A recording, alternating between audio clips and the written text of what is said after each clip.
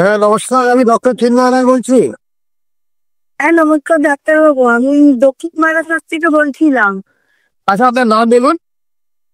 হ্যাঁ আমি আসলে আমার মায়ের ব্যাপার পেশেন্ট, মানে আমার মা গঙ্গা মন্ডল। আমি ওনার ব্যাপারে একটু কথা বলতাম আপনার। গঙ্গা, শ্রীমতী গঙ্গা গঙ্গা মন্ডল। বয়স, এই আমার মা, বয়স কত? বয়স 45। ঠিক আছে, বলুন, এবার বলুন কি বলবেন আপনার মা ব্যাপারে। আমার মা, আমার ডাক্তারবাবু, আমার মায়ের 7-8 বছর মানে কানে কম শোনার একটা সমস্যা আছে। 7-8 বছর উনি কম শোনেন। মানে এটা আস্তে আস্তে বাড়ছে, যেটা মানে আমরা দেখছি আস্তে আস্তে এটা বাড়ছে। তা আমরা এখানে ইএনটি ডাক্তার দেখিয়েছিলাম। দেখানোর পর ডাক্তারবাবু যেটা বললেন, রিপোর্টও হয়েছে। রিপোর্টও হয়েছে। রিপোর্টে ডাক্তারবাবু মিলিয়ে যেটা বলেছেন সেটা হলো আমার মায়ের কানের নার্ভ ড্যামেজ আছে। হুম এটা এই যে কি অডিওমেট্রিক টেস্ট হয়েছে, আপনার মার অডিওমেট্রিক টেস্ট হয়েছে এবং কানের নার্ভ ড্যামেজ আছে। এটা হলো কিসের জন্য? আপনি কি ওনার কান কান দিয়ে কি কোনো ফু দেখা বা এরকম ধরনের কিছু আসছে? না না না, 7-8 বছর আগে মানে মায়ের যখন মানে আমাদের এখানে মাঠে ফুটবল খেলা হচ্ছিল, তখন বল গিয়ে একটা মানে লেগে আঘাত পেয়েছিল। ডেলিকেটই কোথায়, কানের দিকে না ঘাড়ের দিকে? কানেই লেগেছিল। কেন লেগেছিল? তার কোন মাইকি দুটো দুটো দুটো কানে কি আর কান শোনেন? না, দুটো কানেই শুনতে পাচ্ছেন না। হ্যাঁ ঠিক আছে। ওনার সম্ভবত যেটা হয়েছে ওই সময় তো একটু আঘাত লাগতেই পারে, লাগে কানের পর্দা অনেক সময় জোরে কানের দ্বারা লাগলে পর্দা ফুটো হয়ে যেতে পারে। এছাড়া নার্ভ গুলো যদি ড্যামেজ হয়ে যায়। আচ্ছা, ওনার কি হাঁটা চলায় কোনো প্রবলেম হয় না? মানে টলা করা? মায়ের মায়ের কোনো কোনো কোনো সমস্যা নেই, কোনো কিছু সমস্যা নেই, একদম নর্মাল।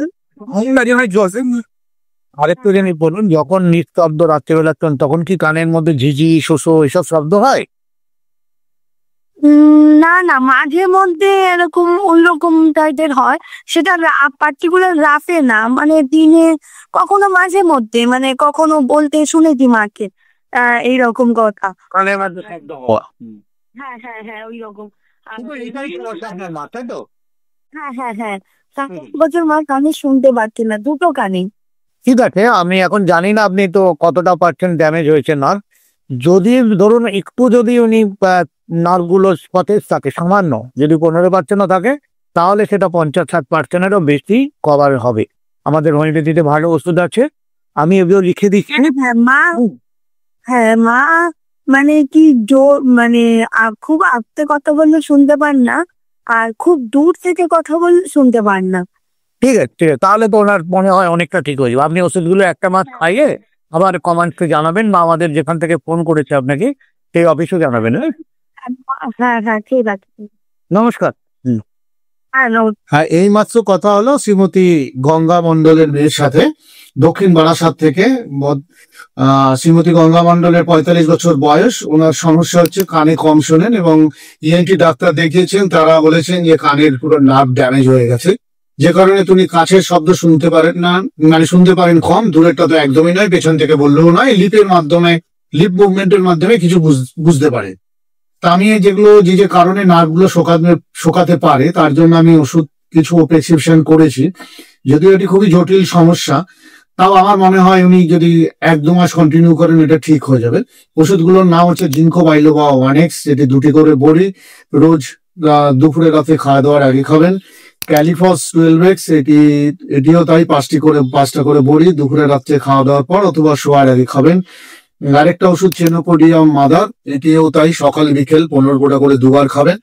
আর 4 আর 5 যে দুটো ওষুধ আছে সেটা একদিন বাদে বাদে পাল্টাপাল্টি করে সকালে খালি পেটে খাবেন। ওষুধগুলোর নাম হলো ভারভাসকাম 200 এবং হাইপেরিকাম 200। তা ভারভাসকাম 200 একদিন খাবেন, একদিন হাইপেরিকাম 200 খালি পেটে খাবেন। এই অল্টারনেট ডে করে খাবেন। উনি যদি কোনো সমস্যা হয় ওনার, তাহলে আমাদের সাথে কন্ট্যাক্ট করবেন।